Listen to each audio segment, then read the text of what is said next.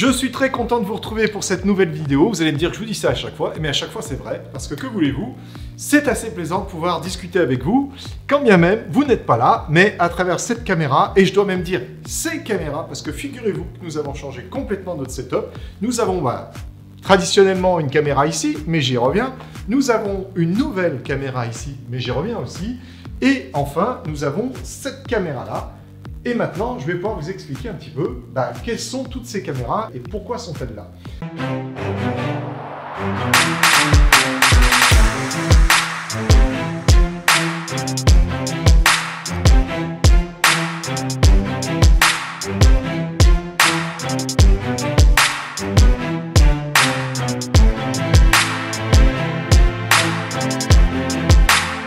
Alors, figurez-vous qu'on a fait une vidéo il y a quelques temps qui aurait dû très bien se passer. Elle avait donc même très bien commencé, c'est-à-dire que nous allions chez un client pour une baie serveur. Vous savez, la baie serveur dont je vous ai parlé il y a quelques semaines maintenant, où je vous disais qu'à l'intérieur, nous allions installer un système de jarretierage et puis aussi un nouvel onduleur, le Eaton 5PX 2200 que je vous avais présenté, ici même.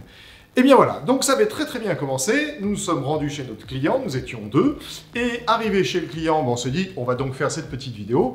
Nous avons accroché deux action cam de part et d'autre de la pièce, nous avons allumé ces action cam, et c'est parti, je vous fais une intro avec le smartphone devant moi, parce que c'était le smartphone qui était plus pratique pour vous faire l'intro. Je vous ai fait l'intro. Bonjour à tous, il y a quelques semaines de cela, je vous ai fait une vidéo sur un onduleur, le 5PX 2200, et que je m'excuse encore, je m'étais trompé derrière moi, vous l'avez sans doute vu, il était indiqué 9PX, vous l'avez bien compris, c'était une erreur, d'ailleurs on l'avait indiqué. Et bien voilà, on se retrouve dans la salle serveur, où nous allons justement installer ce fameux onduleur 5PX de chez Eaton, le 2200 VA ou Watt, et on va en profiter pour recabler cette... on va dire baie informatique en avait un peu besoin, avec notre système de jarretierage que vous avez déjà vu dans une autre vidéo, et puis avec les systèmes de passage de câble 1U qui vont venir à l'horizontale masquer complètement tous les câbles réseau que vous voyez derrière moi. Voilà, alors il y en a pour 2 jours de travail, parce qu'on va en plus de cela changer les batteries d'un autre onduleur, on va réagencer complètement cette baie qui, vous le voyez peut-être, mais a quelques trous qui vont bientôt être comblés parce qu'on va mieux redispatcher les choses et ça sera mieux ventilé, ça sera meilleur pour le matériel et puis aussi d'un point de vue organisation, ça sera sans doute plus simple tout simplement pour aller intervenir si besoin sur un câble ou un matériel, on n'aura pas l'amas de câble que vous voyez derrière moi. Allez, vous allez me voir intervenir avec Jonathan qui m'accompagne dans cette opération pendant ces 2 journées. Alors, je vous parlerai pas, on verra bien comment ça se présente, comment les choses sont possibles pour surtout arriver à recabler cela au plus vite. Allez, je vous dis à plus tard dans cette vidéo. On s'est mis à travailler, et puis à un moment donné, pas très longtemps, 5 minutes après, on a entendu bim. On a regardé une première action cam par terre, la ventouse qui était censée pouvoir tenir sur un mur lisse, n'a pas tenu du tout. La ventouse a lâché et la caméra est tombée. Voilà. Suite à cela, on s'est dit bon, c'est pas très grave, on va voir ce qu'elle a, on va essayer de la réparer. On a commencé à la réparer. 2 secondes après avoir commencé à réparer celle-ci, bim! L'autre action cam était tombée, à quelques centimètres de notre tête d'ailleurs. 2 action cam réglées en miettes ou pas loin, parce que ces action cam là n'étaient pas très chères. Donc l'écran y est passé, la coque en plastique y est passée, bref. Fin de la petite vidéo. Donc vous aurez, après cette vidéo, ce qu'il en reste, c'est-à-dire en gros l'introduction. Et puis malgré tout, on vous a fait un joli petit film de la baie qui était donc terminé. C'est-à-dire, on vous a même fait, pour être plus précis, un film au début, un film à peu près au milieu, c'est-à-dire à la fin de la première journée, parce que c'était sur 2 jours. Et puis, pour finir, on vous a fait, finalement, on va dire le clap de fin. La baie entièrement recablée avec ses onduleurs à l'intérieur. Voilà. Donc, voilà pourquoi on a un nouveau setup. Alors maintenant que je vous ai dit ça, quel est ce nouveau setup? On a cherché des action cam, alors chez DJI, chez GoPro, chez Akazo, Insta360. Toutes étaient très bien sur le papier, seulement voilà, pour notre cas, elles n'étaient pas formidables. C'est-à-dire que soit on avait, alors chez Akazo, tenez-vous bien, on avait reçu cette action cam là, on s'était dit, oh, elle est pas trop mal.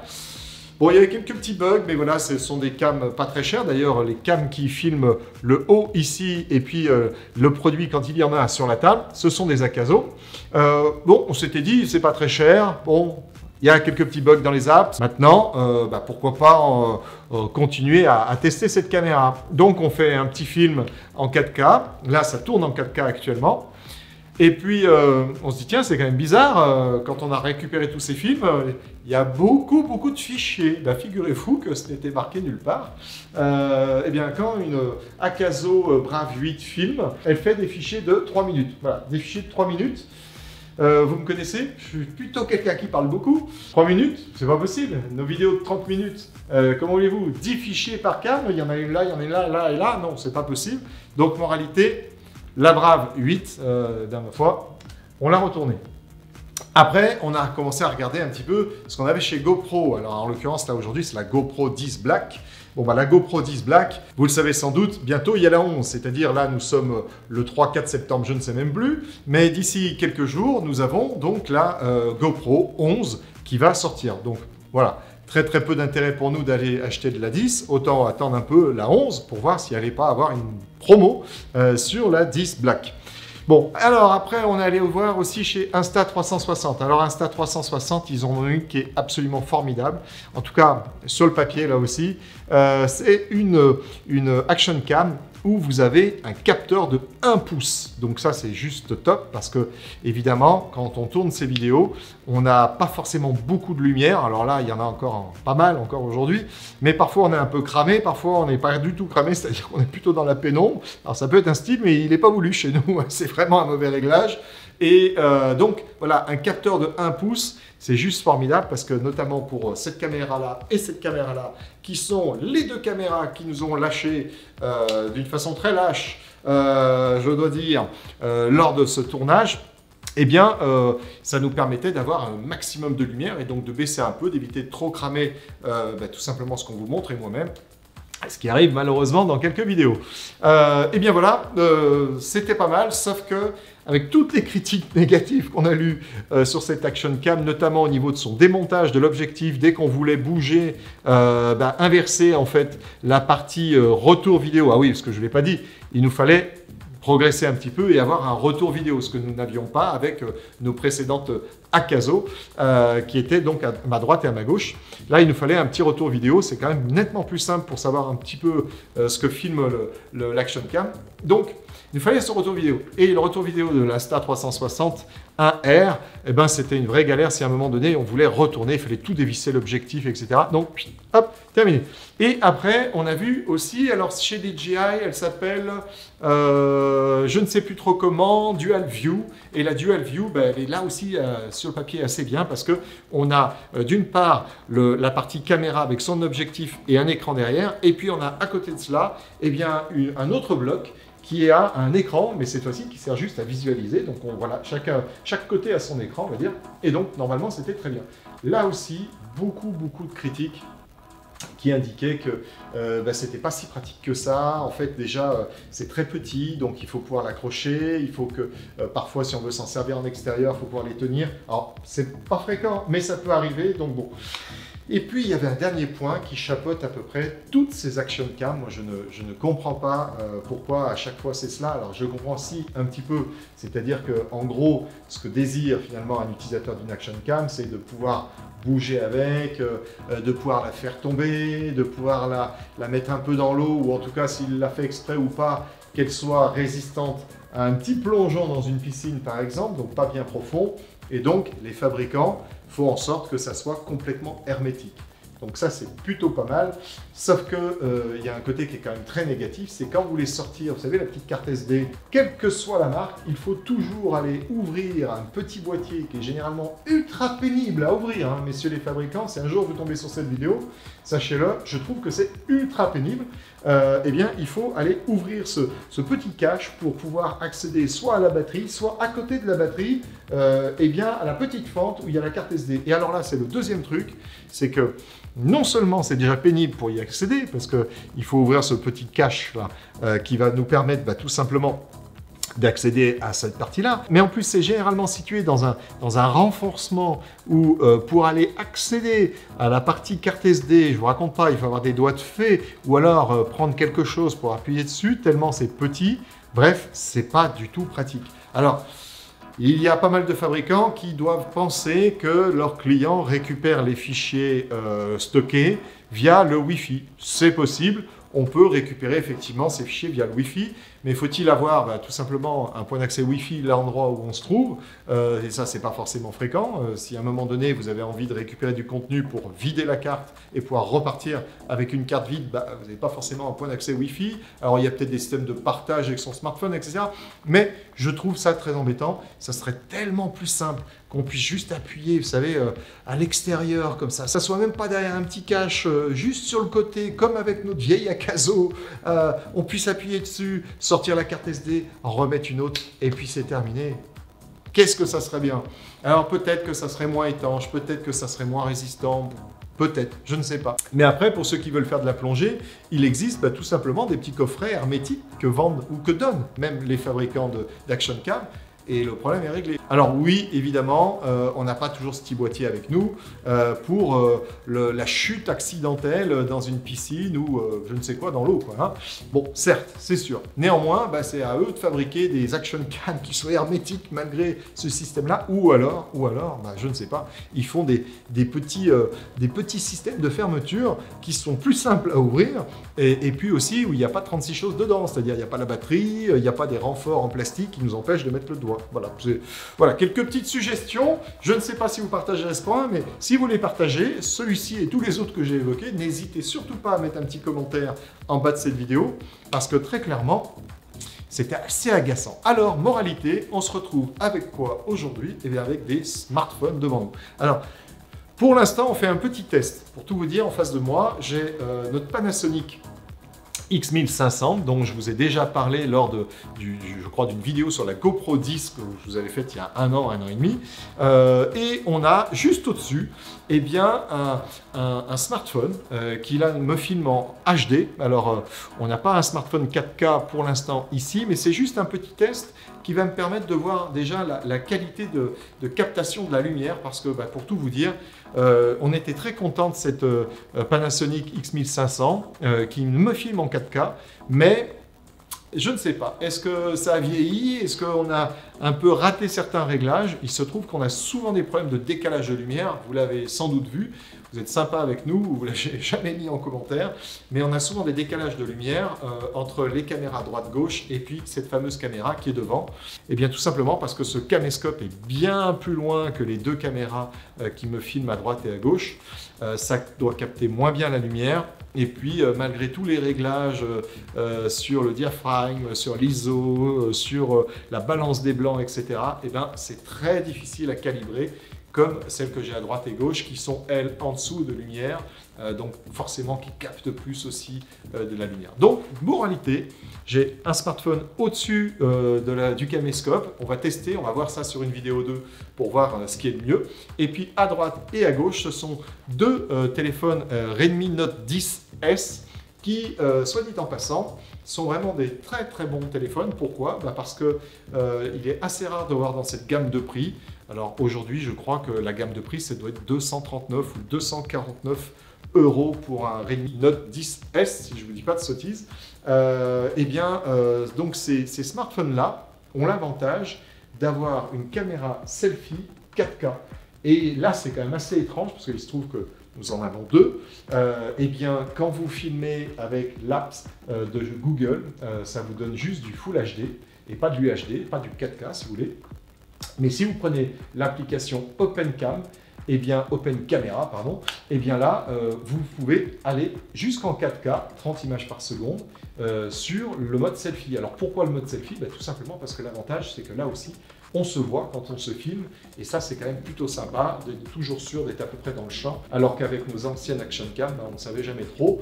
Alors encore une fois, il existe des action cam avec un écran de retour, sauf que je vous ai dit des action cam qui étaient en vente actuellement, et donc ce que je vous ai pas dit d'ailleurs encore, c'est que les action cam qui ont un retour d'écran, c'est généralement un tout petit écran de 1,2-1,6 pouces, ce qui est vraiment rikiki. que là, vous avez un 6 pouces ou 5, quelque chose qui vous fait un retour vidéo, donc c'est quand même formidable. Voilà, donc le nouveau setup que vous avez ici, c'était juste une petite vidéo comme ça qui va en plus, pour être totalement transparent avec vous, nous servir de test, c'est-à-dire que ça va nous permettre de voir la réaction qu'ont les smartphones au niveau de la lumière qui change, de ma position qui change. Voilà, alors il y aura peut-être des petits décalages au niveau des yeux, mais oui, parce que c'est compliqué d'aller regarder et un caméscope et un smartphone au même endroit. Un dernier point à vous dire, c'est que maintenant nous avons une sorte de pied réglable, c'est-à-dire un pied qui est fixé en hauteur, qui nous tient le caméscope et le fameux smartphone qui est fixé également dessus. Et tout ceci est escamotable. Comme vous le savez peut-être pour les plus fidèles parmi vous qui sont abonnés, si ce n'est le cas d'ailleurs, abonnez-vous,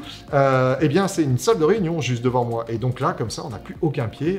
Dès qu'on a terminé les tournages, eh bien on peut remonter ce pied et ça remonte tout ensemble. Voilà, c'est donc ainsi cette fois-ci que se termine cette vidéo. Je vous remercie de l'avoir suivi. Je vous dis à très très bientôt. Et donc juste après, vous avez ces petits moments de recablage de baies informatiques.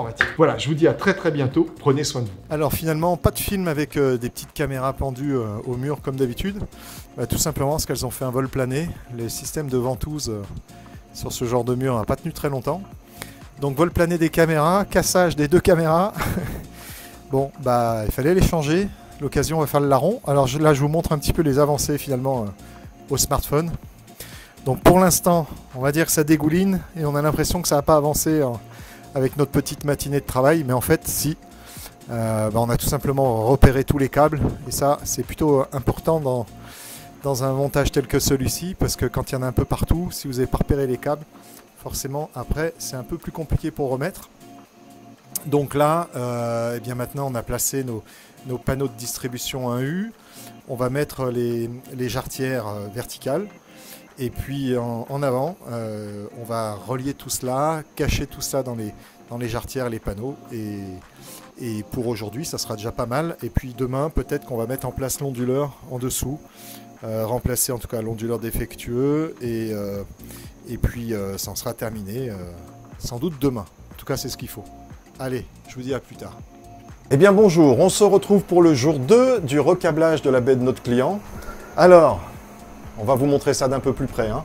Mais ici, vous pouvez voir déjà que la jarretière latérale droite est en place. La gauche est ici, elle est bientôt mise en place. On a fixé quelques équerres en bas, alors que vous ne voyez pas tout de suite, mais on va incliner la caméra pour vous montrer tout ça. Et ben on a tout dispatché, c'est-à-dire que c'était tout concentré avant sur le haut de la baie. On vous mettra quelques photos de la baie avant le recablage. Donc là, vous verrez en comparaison que ça a été bien dispatché. Allez, on va pencher un peu la cam. Hop, voilà. Donc là, normalement, vous voyez le bas. Donc changement de l'onduleur. Onduleur que vous aviez vu dans une vidéo qu'on a normalement mise en ligne il y a maintenant quelques petites semaines. Et donc, c'est le fameux 5PX 2200 que je vous présentais dans cette vidéo. Et bon, bah alors là, après, je ne vais pas tout vous détailler, mais pêle-mêle, vous avez un IPBX, vous avez un firewall, vous avez des routeurs, vous avez X-Switch, et bien tout ça va bientôt être recablé proprement. Et c'est la dernière étape, justement, de la journée. Ça va être finir le câblage, le câble management de l'électricité et de tout ce qui est courant faible, c'est-à-dire les connexions numériques, ADSL, fibre optique et puis bien évidemment le réseau informatique. Eh bien on se retrouve normalement d'ici quelques heures pour nous, je l'espère, et puis sinon on reviendra. Voilà, allez, à bientôt. Et bien voilà, c'est comme ça que se terminent 2 belles journées de travail, de recablage de la baie d'un de nos clients. Alors je vais me pousser un petit peu pour que vous puissiez admirer notre œuvre. On est toujours content quand on fait bien son travail, et là, nous sommes bien contents. Donc tout est recablé, donc comme vous pouvez le voir au-dessus, il y a la partie réseau. Donc ici, on a un petit switch ici qui va servir à connecter les postes. On en a un deuxième ici un peu plus récent, un Aruba PoE, qui va également servir à connecter les postes. Partie firewall, routage. Partie IPBX avec un switch dédié au téléphone. Un joli, un peu ancien maintenant serveur HP, ML350, ça doit être un Gen 10 ou peut-être 9. Je vous avoue, je suis un peu fatigué. Alors, ensuite, en dessous, eh bien, on a un switch de cœur de réseau. Je vais vous le montrer après. Vous allez voir que c'est pas mal. Ça nous permet de concentrer en fait tout ce qui tire de la bande passante dans le même switch et de pas, on va dire, trop utiliser les links qui sont faits, quand bien même on a des trunks de 2 câbles réseau qui partent vers ce switch de cœur de réseau. Autant pas saturer les trunks de link. Et puis ensuite, en dessous, vous verrez, on a une sauvegarde BIMO. Alors là, ça ne se voit pas bien, mais on a une sauvegarde BIMO qu'on avait mis en place il y a 4-5 ans maintenant chez ce client. On a le fameux onduleur 2200, le 5PX Gen 2, qui a remplacé un Gen 1. Et puis, eh bien ma foi, voilà, tout est propre, tout est câblé avec des câbles normés au niveau de leur couleur, avec des prises identifiées, enfin bref, un peu de bonheur dans une baie informatique. Et puis, voilà, nous allons donc maintenant rentrer sur Lyon. Et pour finir, je vais vous faire une petite vidéo de haut en bas qui nous servira à nous au quotidien aussi pour, ma foi, manager en quelque sorte la baie à distance quand il y en a le besoin. Allez, je vous dis à très très bientôt dans une future vidéo qui parlera d'un sujet différent sans doute. On ne va pas faire que des baies informatiques non plus. Allez, bonne fin de journée à vous tous. À bientôt. Voilà, alors, de haut en bas, tout le brassage, les switches, firewall, routeur, l'arrivée fibre, IPBX, Avaya, le serveur. Ici, on a le switch de cœur de réseau et puis ici, l'identification des prises électriques. La jolie sauvegarde BIMO, le nouvel onduleur Eaton 5PX Gen 2, un 5PX mais Gen 1 en 2200. Et à droite et gauche, le système de jarretirage avec les panneaux de distribution avec couvercle pour parfaire le rangement. Et bientôt, une petite surprise à fixer ici. On en parlera plus tard.